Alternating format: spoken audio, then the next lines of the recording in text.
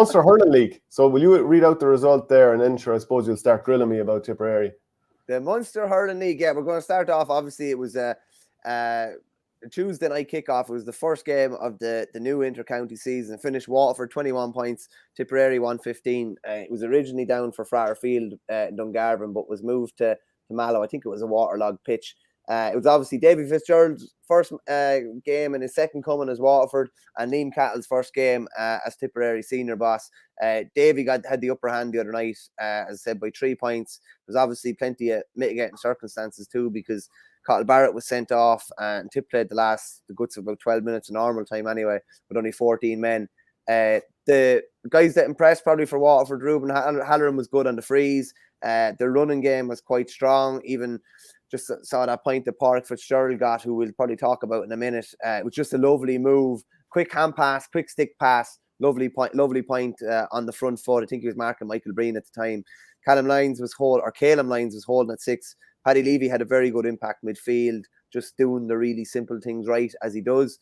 Pádraig Fitzgerald came off the bench and hit 2 points. He won a county under-20 B title the day before, so it was a busy 24 hours for him. And that was Kilrosanti's first ever... Kilrosanti, I'm going to call him. Their first ever under-20/under-20 success. He scored 13 points, 5 from play that night. And you definitely say with Austin Gleeson coming on and Stephen Bennett coming on, that Waterford probably had a lot more experience on the bench and used an awful lot more. What did you take from the game, Shane, from a Tip point of view? And anyone impressed? It's very difficult to make too many judgments at this time of the year, but was there anyone that stood their head up a bit for you? Well, you just read out every last one of my notes, so you've kind of... That was the Waterford notes I read out. Yeah, and I wrote them as well. Well, look, it was level when Cathal Barrett got sent off. Tipperary had started very unimpressively. They were behind by like 8-1 and then maybe 9-2 in the first half. The wind was unbelievably strong, and a lot of Tipperary chances, at the very least, the first 5 chances went wide. Some of them dropped short, some of them just... like there was even frees that Jason Ford hit in the first half that dropped short or just went tailed off wide. So that was a big factor in the first half. And I think, like anyone who was watching it, they would tell you quite obviously that the wind wasn't as strong in the second half. But Waterford were brilliant at carrying it through the lines in that wind in the second half. So you have to give them a huge amount of credit that they were able to execute the game plan for the conditions, whereas Tipperary weren't quite as good. But some positives. Early on in the game, I thought Tipperary delivered nice ball to the inside line that we rarely saw in the last year and the last couple of years at times as well, which I found very, very frustrating, as I've kind of mentioned so many times. So there was another couple of things, like I thought substitutes Johnny Ryan from Clonakilty and Keano Dwyer from Arravale Rovers. Sorry, the other way around. Keano Dwyer is Clonakilty, Johnny Ryan's Arravale Rovers. Thought they did quite well when they came on. Keano Dwyer got a couple of points. And like you go down to 14 men against a team that knows how to use the ball in those conditions, it's no surprising that you lose the remaining, I suppose, maybe 15 minutes or so with injury time. It's no surprise that you lose them by 3 points. And if that's how you end up losing the game in total by 3 points, you know, it's not the biggest end of the world, or it's not the end of the world. Now, there are definitely positives for Waterford that are negatives for Tipperary. So I think 11 or 12 players scored for Waterford. Just 4 players scored for Tipperary. So Jason scored, Ford scored 111. Keano Dwyer, he scored a couple, as I said, already coming off the bench. Alan Tynan and Conor Bowe got 1 each. So there's very few players there that really stood up and took over the game in terms of like scoring and whatever. So that would be a bit of a worry and a bit of a concern. But I think Tipperary are obviously trying to change how they're playing. They're putting Michael Breen in full back. He did okay. I mean, to be fair to DJ Foran, he won a couple of balls early on in the game out in front, but there were nice balls going in at the same time, so you couldn't blame him too much. And even that Pádraig Fitzgerald point, it was a tough ball going in for a full back to deal with. So I don't really blame him. Dan McCormick played wing back. I'm not sure if he'll stay there or if he'll be moved around. Pádraig Campion was tried at 6, Shane Neville beside him as well. So there was a lot of players who were getting a chance. Joe Fogarty, Alan Tynan. But players that did stand out doing positive things. Conor Bowe, he kind of stood up, did some very good stuff as well. Paddy Cadell had a good first half. As I said, Breen, up until the red card, Cathal Barrett did quite well. But there's still some of the things that annoy me. You know, these shots from 100 yards. Like Reece Shelley had 2 frees in the second half from 100 yards. Ford put over a few beauties from the sideline and distance, but there was too many other ones that went wide. So some of the same old failings.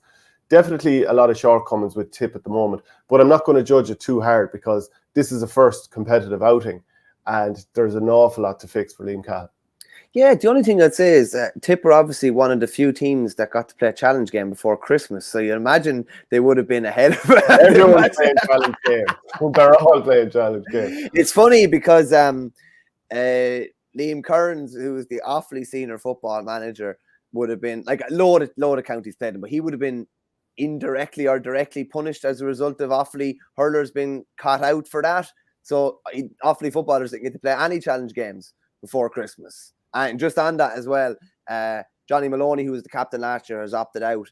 And Liam Curran said that Niall McNamee is 95% certain that he won't be back. So, and Jordan Hayes is going on a tour of duty, and Owen Rigney has opted out. He was injured all last year. And Niall Darby's out with a cruciate. So there's going to be a fair amount of turnover there. But someone asked a question there, and I just put up, Shane. Jay Kwan, is Carl Barrett a liability from a discipline point of view? Now, I don't think so. And I think something like that happens very easily at this time of the year. I think someone like him, and we've one a lad very like him in our own club, Oisin Murphy, who's in with Offaly at the moment and will be playing against Kilkenny on Sunday, I'd imagine, who's takes a couple of games when you're playing that type of a role, that really aggressive role, where you're marking one of the opposition's best forwards. It can sometimes take you a couple of games to get into it. Now, I know Barrett was actually man of the match, I think, against Offaly before Christmas, but in these competitive games, when you're really teetering on that line, you can end up giving away a couple of frees maybe that you wouldn't do at later on in the year. I don't think he's a liability at all, personally.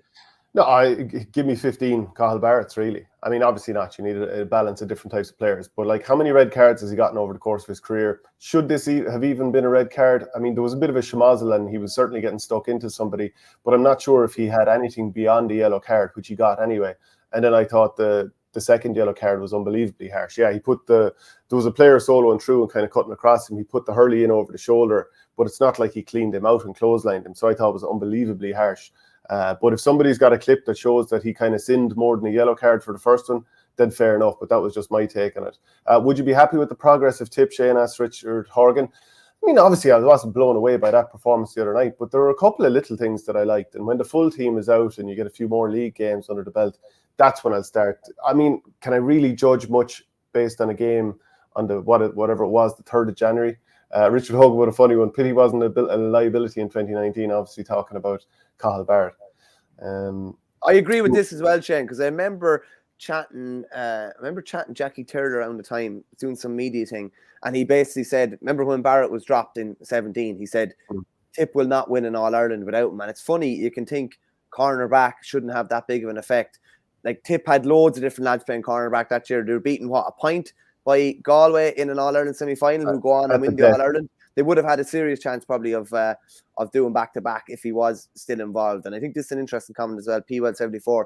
If Carl wants Tip to play his hard-running, huge work rate game, then the Tip team of recent years will have a lot of changes, maybe up to 7, 8 new players. There's a balance, and we talked about this last year. Like, if Noel McGrath is playing centre forward, which he probably will be, you probably, like... I'll put it this way. Noel McGrath, Jason Ford, John McGrath, and Seamus Callinan will not start in the one forward line. And you can maybe only have 2 potentially starting, because I'm not saying any of them are slow per se or anything like that, but your 2 wing forwards are going to have to be absolute demons to work. You're going to need 2 different types of corner forwards as well if Callinan's playing inside, if you get me. You might need one that's going to roam out and do an awful lot of work and set up a lot of scores, and another one who's going to be, a killer with pace inside or whatever. But they won't. I can't see them all playing. He'll marry that speed and work rate with the class that is there and the experience that's there. Yeah, I couldn't see all of them starting. I find it hard to imagine that both Ford and Noel McGrath would start. I could see one of those starting, and obviously Noel McGrath is the captain, so he'll definitely start. I could see Callinan starting inside with either Keogh or Bow. I could see Bow being a definite starter this year. So will Keogh. One of them wing forward, maybe one of them inside. But I actually liked the look of Bow inside. Now, to be fair to Waterford, they probably have a lot of work done, as Tipperary probably do, but they're obviously coming off a little bit of a higher base. Obviously, they imploded in the championship last year, but even in that Limerick game, they showed some good signs, beat Tipperary, won the league. But they're coming off a little bit of a higher base. But what they're doing with a lot of younger players, you know, the likes of bringing in Paddy Levy and he's hitting the ground running, Pádraig Fitzgerald, knowing that, you know, Patrick Fitzgerald has to come in as well. Ruben Halloran really assured on the frees, all the Ballygunner lads to come back.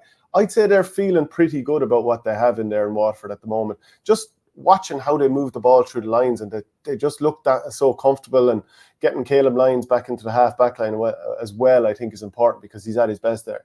Oh, I think he's a brilliant half-back. I think putting him out midfield is fine in theory, but I think you're taking away a lot of his weapons, and whether it be his athleticism, be it attacking from deep. Just 1 point on Tip. I was half surprised that Jason Ford was playing the other night because it's such an early season game.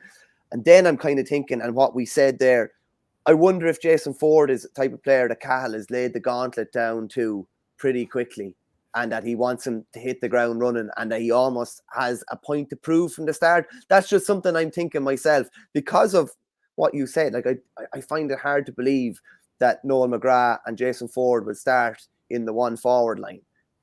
So I wouldn't be surprised if Cahill has laid the gauntlet down to Ford. He obviously has a great acquaintance with all those underage players, maybe guys that up until last year hadn't played too much.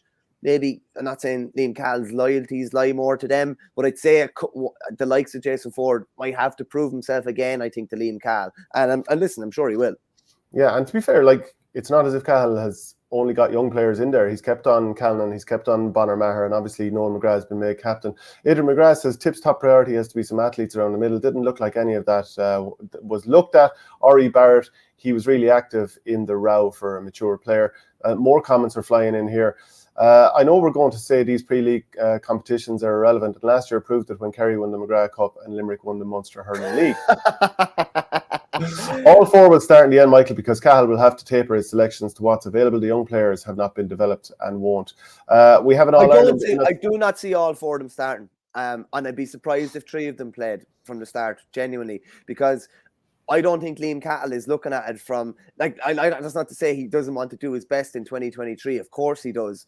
But I think if he realises that for 24 and 25, he needs to blood these guys a bit more, I think he'll do it straight away. I don't think it'll be any, especially with how short the inter-county season is now.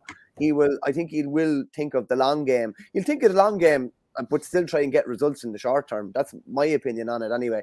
Like, if you're saying that, Tip lack some athleticism and mobility and speed, like, playing the four of them, I don't think solves that anyway. I'll put it to you that way.